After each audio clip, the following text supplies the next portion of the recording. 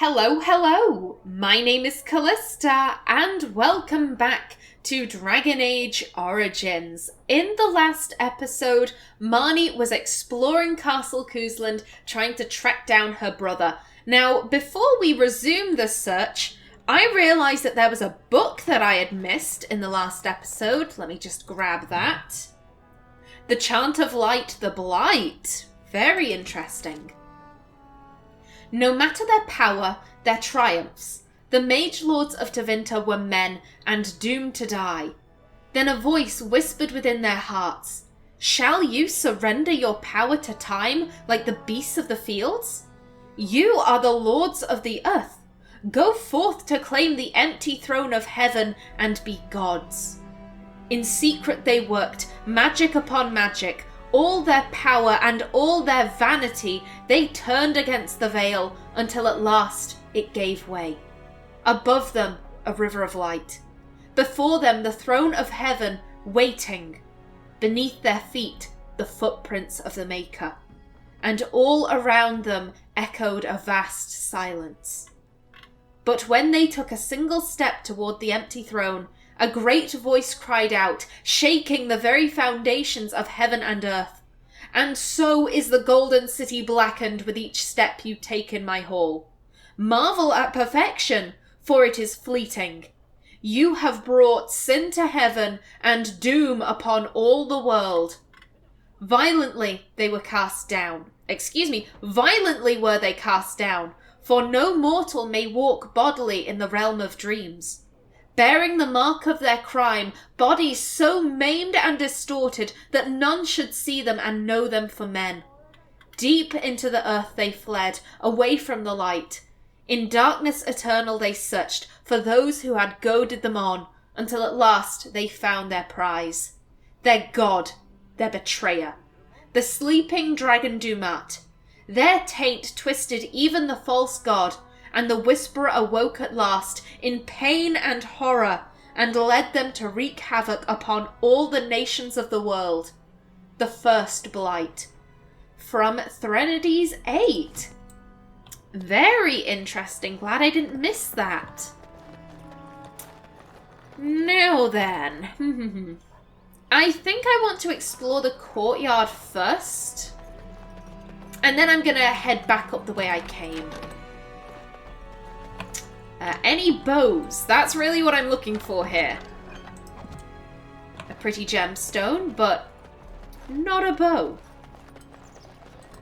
I mean, I guess she could always lob the green stone at people. That'd probably hurt.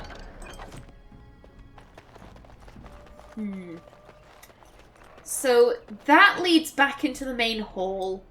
And I think I'm going to explore that half of the castle later.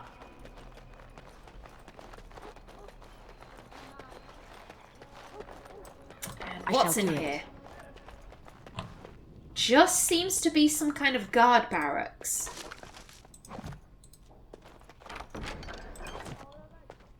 I'm guessing that none of the Cousland guards use bows. That sounds a bit dodgy. Now, this is the vault, I believe. Oh, my lady, we were just, Ignoring your duties, playing cards, taking a break. Let me just find Marnie's voice. All right, there we go. I think I've got it. I don't think that Marnie goes in for the kill immediately. She's the kind of person who she'd give someone a very, very sweet smile before shanking them in the guts. Playing cards? Well, the treasury's safe. I'm not even sure why the Terran stationed us here. Don't worry about it, men. I won't say anything. Do you always question your duties? Did my father fear someone would steal something? Well, if Al Howe was supposed to be bringing some of his soldiers here, we don't know what kind of men he hires. He could hire ruffians and other people of ill repute, so that's probably why father did this. Do you always question your duties? No, my lady, of course not. Then perhaps you'd better get back to work. I'll forget about it. This time, continue your game, pretend I never came by. Then perhaps you'd better get back to work. Yes, my lady. Thank you, my lady.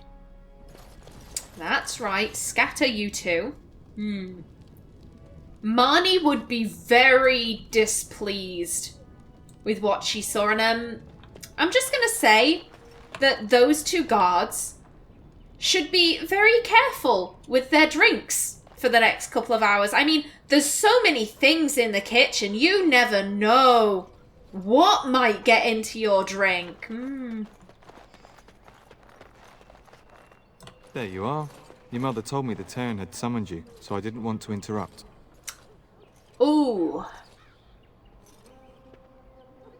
Okay, so what I'm thinking here is, what is Marnie's relationship to Ser Gilmore? If I remember correctly, Ser Gilmore is the son of a minor lord who was sent to Bryce to basically to be his squire. So he's probably been here since he was maybe a child or a very young teenager at the very least. So they will have known each other for a very long time. So Marnie did like playing... Pranks seems a little bit too light to say. She liked to bully the lowborn children. I think that's the best way I could put it. You know, very cruel pranks where these kids would get hurt, but Marnie would kind of be in the back saying, oh, well, I didn't mean to do that. Oh, no, it was a prank gone wrong. It was an accident. You know, looking very, very innocent in all of this, just kind of enjoying the chaos that surrounded her. Now, this guy is beneath her, but given that he does have a noble father, I doubt she would have ever played any of her pranks on him, because he could always write home, and then his father would write to her father, and that would get her in trouble. Who are the lowborn children going to complain to? Like, oh, your servant parents, what are they going to do? So I doubt she would have ever played any pranks on this guy. She would never have bullied him or picked on him. And I get the feeling just how Bryce was talking about him. He seemed very proud that, you know, like, oh, Duncan's here to test Ser Gilmore. I'm going to assume that this guy has been loyally serving our house for many years. So I think Marnie would, you know, she'd find him tolerable. Marnie doesn't really like anyone. Marnie's scale of friendship is, you're nothing to me, I tolerate your presence, I respect you, and that's it. Her interpersonal relationships are all quite robotic for Marnie. She simply doesn't understand them. So yeah, I think that's how I'm gonna... She's friendly towards Gilmore. She finds his presence tolerable. She doesn't hate him. I still think that it's a feigned friendliness. It isn't real. She doesn't really care about this guy, but she's giving him brownie points because he's been serving her family for a while. Let me find her voice again. All right. There we go. Okay. Why are you looking for me? Hello to you too, Ser Gilmore. Good thing too, considering father's company. Yes, he's saying that he's been waiting out here for us, yes. Good thing too, considering father's company. Yes, I saw the Isle arrive. I fear your hound has the kitchens in uproar once again, and is threatening to leave. Did the dog get into the larder again? She was my nanny before she was the cook. Nan won't leave. Nan is just blowing off steam. She's always been like that. So why look for me? Do something. Nan is just blowing off steam. She's always been like that. Your mother disagrees. She insists you collect the dog, and quickly. You know these Mabari hounds. He'll listen to his mistress, but anyone else risks having an arm bitten off. Stupid dog. He never behaves. He knows better than to hurt anyone. I'm busy at the moment, then I guess I should go collect him.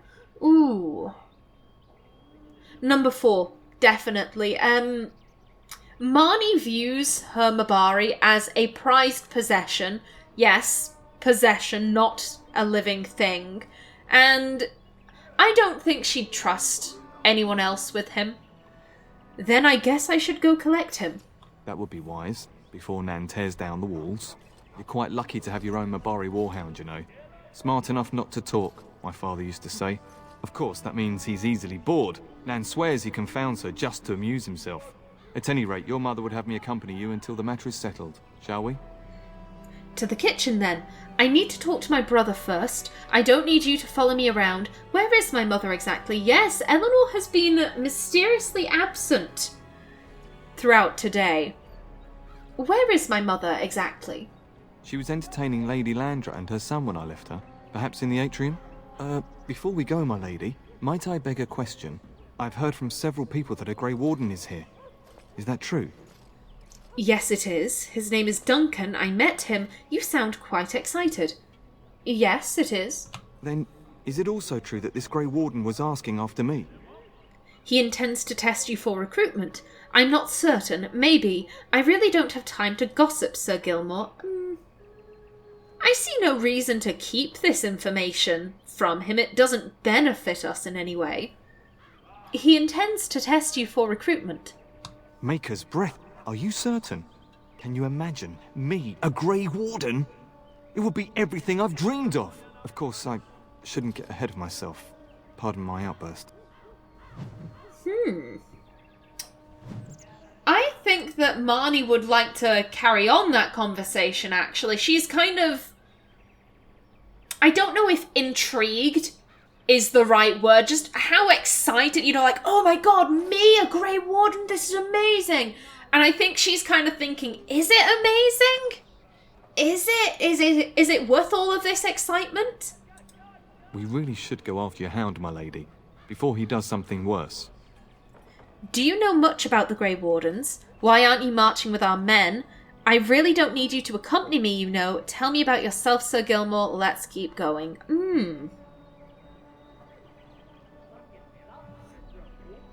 I'm tempted by number 4. I just want to see if I'm remembering Ser Gilmore correctly. Also, I can see Marnie being the type of person to get people confused, because she cares so little about other people that I think it would be very easy for her to be like, oh yeah, and that guy did this. Oh no, you're thinking about John. Oh, that isn't John. Which one is John then? Tell me about yourself, Ser Gilmore. Well, you know I've served your father for years, since my own father sent me to squire here. My father is a minor lord in the Bannorn, but our land is little more than a glorified farmstead. I do miss it, though. The valleys of the Bannorn are beautiful this time of year. I take great pride in serving the Turn. Still, if I had the opportunity to join the Grey Wardens, I wouldn't hesitate. So I was correct. Excellent. Yeah, the fact that he is so easily like, oh yeah, I'd leave your father's service. I don't know if disappointed is the right term, but that doesn't sit well with Marnie. She values loyalty. She really values loyalty, which is kind of ironic because I don't see her being particularly loyal, but, the loyalty to House Cousland. And, as he says, I take great pride in serving the Turn, and Bryce certainly sounded quite fond of Gilmore. So despite all of that, you're still willing to give that up to go join this order. You're willing to give up, it's a minor title, but it's still a title. You would leave my father's service. With his blessing, I imagine. Joining the Wardens is the highest service one can render. I think Marnie disagrees with that. Why aren't you marching with our men? I would were it my choice. Your father decided I should remain with the complement guarding the castle. I hope that's because this Grey Warden wishes to see me. Do you know much about the Grey Wardens?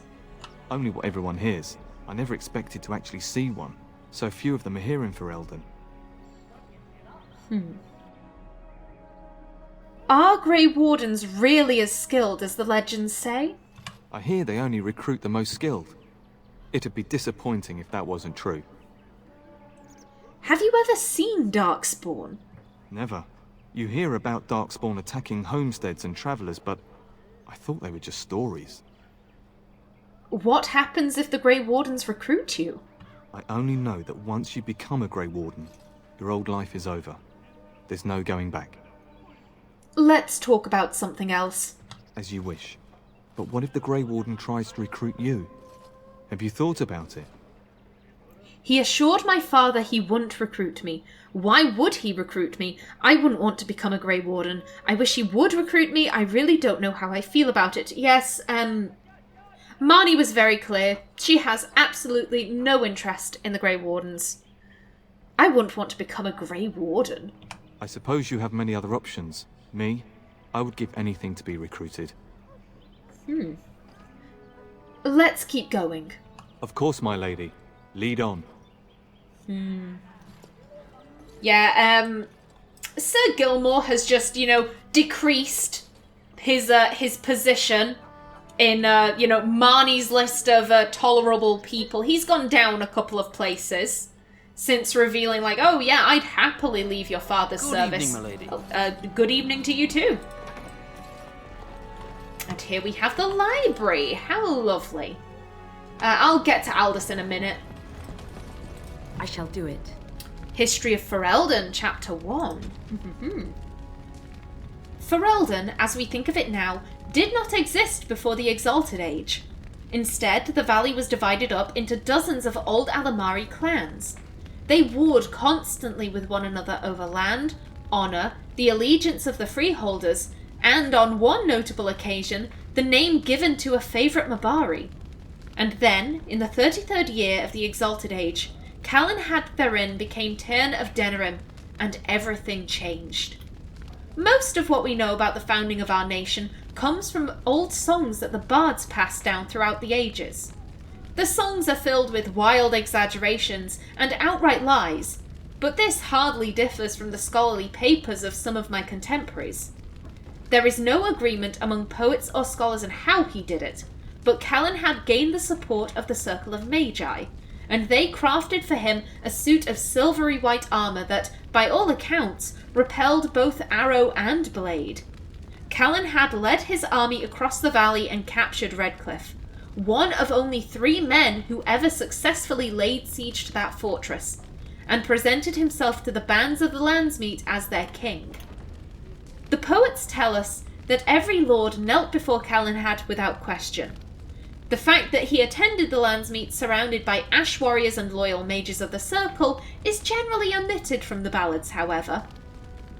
From Calenhad came the line of Therin kings and queens who reigned uninterrupted until the 44th year of the Blessed Age, when the Orlesian invasion came. The rightful king was forced to flee Denerim, and for 70 years a puppet sat upon the throne. From Ferelden Folklore and History by Sister Patrine, Chantry Scholar. Very interesting. And another one. Somewhere. Oh, over here. There we go. Very well. History of Ferelden Chapter 2. The occupation was a dark blot on Ferelden's history.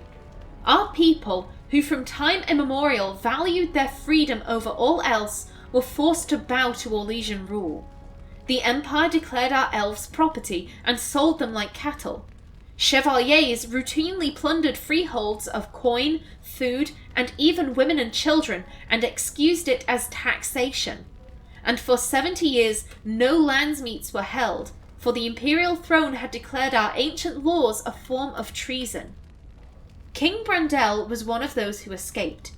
He tried to organise the other fugitive lords to retake their land, but Brandel was neither clever nor persuasive, and the nobles preferred to take their chances alone. Ferelden might still be little more than a territory of the Empire were it not for the fact that his daughter had all the charisma that her royal father lacked. The rebel queen's rule began with a midnight attack on the imperial armoury at Lothering. It was swift and successful, and with their pilfered arms the rebels began a campaign against the Orlesians in earnest. But the turning point of the war came when a young freeholder joined the Queen's army. The lad, Logain MacTyr, possessed a remarkable talent for strategy and quickly became the favourite advisor of young Prince Marek. The Queen finally died at the hands of Orlesian sympathisers, anxious to curry favour with their painted masters, and Marek took her place as the leader of the rebellion. Logain became Marek's right hand. Marek and Logain led the rebels in a new campaign against the Orlesian oppressors, culminating in the Battle of Riverdane, where the last chevaliers in Denerim were crushed. With the capital once more in the hands of Fereldans, the battle to free our people was finally over. But the battle to rebuild what had been lost had only just begun. From Ferelden Folklore and History by Sister Patrine, Chantry Scholar. Yes, both Bryce and Eleanor fought in that battle. We learn in the Worlds of Thedas books, Eleanor is actually the daughter of a pirate captain. She's still noble, but after her family lost their lands, they took to the sea and became pirates. And she was raised on the decks of ships, and she was a highly accomplished pirate in her own right. Pirate isn't the right word. Raider, there we go. Like, there's some statistic, like she took down 20 ships before her 20th birthday, and she earned herself the moniker of the Sea Wolf. And basically, Bryce came aboard her ship looking to make some kind of deal. The raiders would help out the rebels, something like that. And he boards her ship looking for the Sea Wolf, expecting a man. Eleanor comes out and he basically says, "Oh, maid, get the captain." And in response, she pushes him overboard. And that's how they met. They kept in contact afterwards. And at King Marek's coronation, they got engaged. So that's how Bryce and Eleanor met. Now then, Aldous, my friend. Hello, my dear girl. By chance, I am beginning to teach these young squires about your family's history. Do we have to? History is boring. Boys, you are referring to the Couslands, the very family in whose castle you live. Show some respect. It's all right, it is boring. Still the same taskmaster, I see. They could do with some discipline. Oh, Marnie is more than happy to talk about her family history. She loves it. She will, go on forever talking about her family. And the fact that these squires are living here and they have the audacity to be bored with her family history. How dare, someone fetch the whip. She'll beat them herself. I need to find her voice again, I'm sorry. All right, there we go. They could do with some discipline. Perhaps you could help me with that. Might you join me in teaching this lesson? Beating the children? Of course. Oh, you mean a literal lesson. Okay. No, thank you. I must attend to an important task. Certainly, I'd be happy to. I'm quite familiar with the subject matter. I'm a bit old for lessons, I think. Certainly, I'd be happy to. Wonderful. Oh, the Cousland history is long indeed. Where shall we start? Come to think of it, I have things I must do. When was our line founded? We predate the founding of the kingdom, yes? Tell me about our relationship with Arl Howe. When was our line founded? Records are vague, but the Couslands became Tierns during the Black Age. Is that familiar, child? Cunning! Yes, we have enough cunning to get this. During the lycanthrope plagues? Not really. Yeah, I remember something about an age in there. During the lycanthrope plagues? Good. I'm pleased some of my lessons seem to have stuck. At that time, your family held only the minor title of Ban. When the werewolves reached this area, Ban Mather Cousland organized a curfew and patrols within the city. Several other local bands supported his efforts by swearing oaths of fealty, making him their Tiern.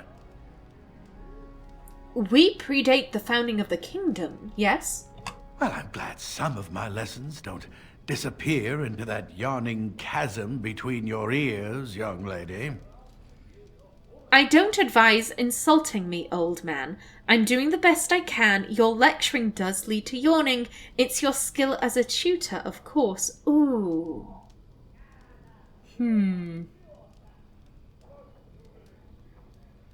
Neither 2 or 3. It's between 1 and 4.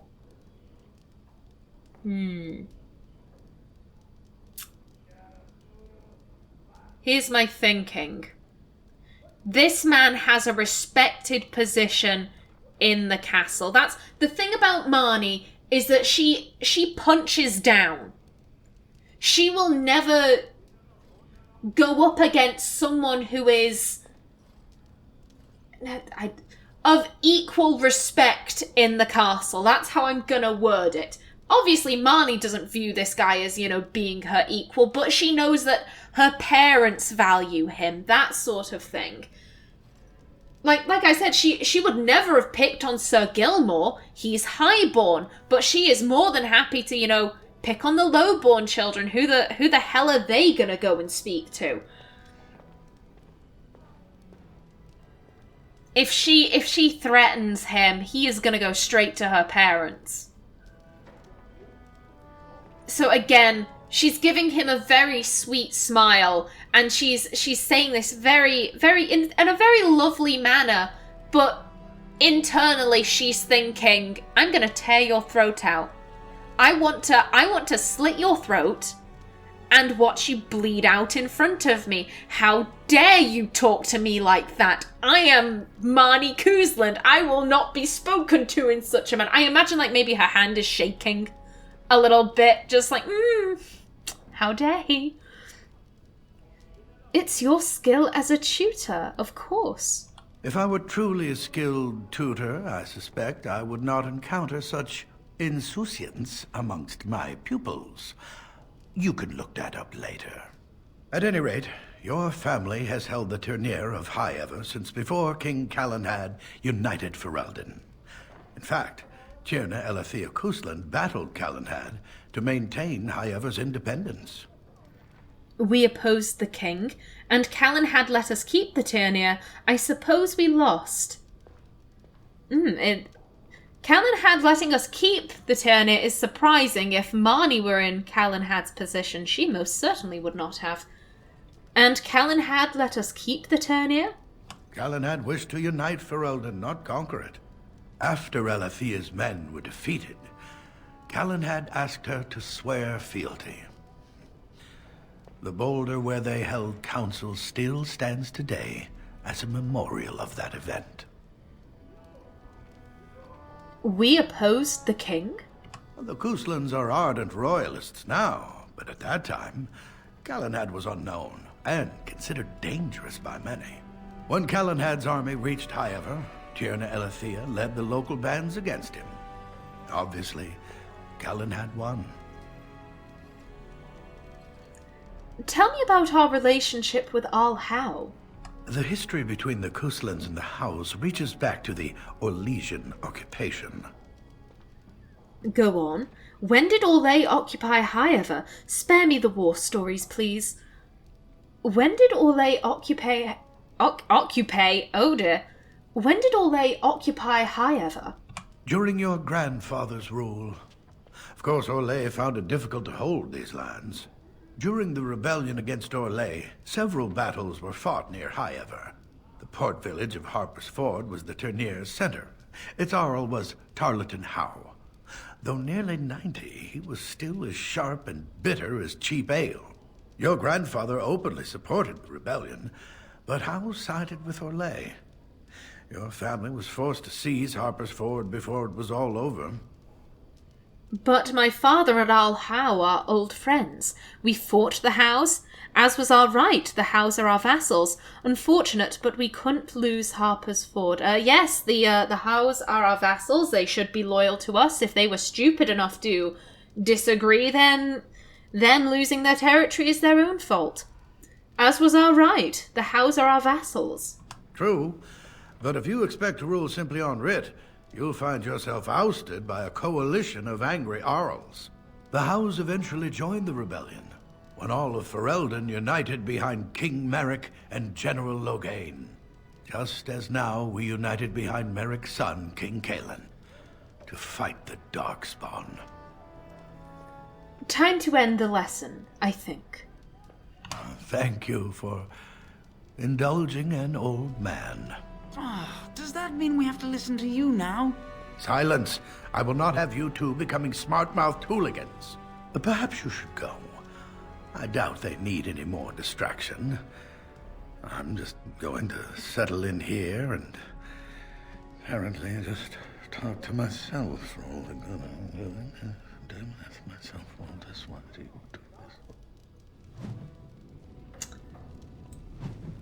this. Aldous! Okay. He's capable of doing that. Good for him. Yeah, Aldous is another one that I think Marnie is thinking, oh, you'd better be wary of your drinks. For the next week, you better be wary of what you're drinking. I am out of time for this episode. However, again, we have more codex entries. Geography of Ferelden. The Kingdom of Ferelden is the southernmost civilized nation in Thedas, although some scholars dispute that claim to civilization. It is perhaps the most physically isolated of all the kingdoms of Thedas. To the east is the Amaranthine Ocean, to the north the Waking Sea, and to the south are the Kukari Wilds, which in the summer months are a vast peat bog, and in the winter become a treacherous labyrinth of iced-over waterways. The Frostback Mountains guard the western border, and only a narrow plain between the mountains and the sea allows travel between Ferelden and Aldais. Most of the land in the central portion of the kingdom, called the Banorn, is open plains. These are crossed by remnants of an ancient Avinter highway that once connected Val Royeaux with Ostagar, on the edge of the Kukari Wilds. The western part of Ferelden is dominated by Lake Calenhad, a huge caldera filled by the runoff of glaciers from nearby mountains. Lake Calenhad is home to the famed fortress of Redcliffe, as well as the Circle Tower, which houses Ferelden's Circle of Magi. In the east is the vast Brazilian forest, which the superstitious locals profess to be haunted, and from which rises the Dragon's Peak, a solitary mountain that guards the capital city of Denerim. From In Pursuit of Knowledge, The Travels of a Chantry Scholar by Brother Genitivi. The noble families of Ferelden. The occupation left empty castles in its wake. Whole families were butchered in the initial invasion, and all those who couldn't or wouldn't bend knee to the Emperor's puppet king were declared traitors and hunted. Many bloodlines ended on chevaliers' blades at dusty crossroads, in forest clearings, or in freeholds. And then there were the turncoats. To curry favour with their new masters, some nobles took up arms against their brothers. They betrayed and murdered the rebel queen, an act that created even more vacant titles and lands, once King Marek I'm sorry, I got completely scuppered with that sentence. I'm going to do that again. They betrayed and murdered the rebel queen, an act that created even more vacant titles and lands, once King Marek exacted justice. That Ferelden did not fall apart after the Orlesians left is a testament to the strength of King Marek. The old families still held grudges against those who had sided with the Emperor, and those new families that had been granted titles were viewed as interlopers. The landsmeet that followed Marek's coronation were tense, to say the least. From Ferelden Folklore and History by Sister Patrine, Chantry Scholar. Oh, one more. The Grey Wardens.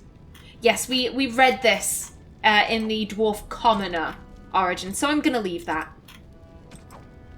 Okay, so as I said, I am out of time for this episode. In the next, not only do we have to find our brother, we now have to find our dog too. But until then, please remember to like if you enjoyed, leave a comment below, and if you wanted to subscribe, it would be very much appreciated. I've been Callista. Thanks for watching, and see you in the next episode.